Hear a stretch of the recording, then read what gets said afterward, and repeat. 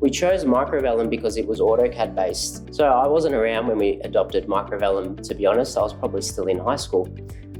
But that was a decision that my father made, and he adopted it obviously as it was AutoCAD based. A lot of things were done manually over 20 years ago, and we had people who had AutoCAD experience already in the company. As soon as we found Microvellum, it was a very easy sell for us because it was an AutoCAD based software, and we had people in our business at the time who were skilled in CAD, and it was actually very easy to teach them the cabinet making side and then to use CAD and Microvellum to produce what we wanted.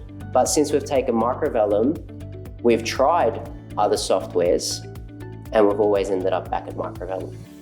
Our relationship with Microvellum is strong, I'd say, especially dealing with them for the last 20 years. I guess if we weren't happy with the service, we wouldn't be staying with them for that long.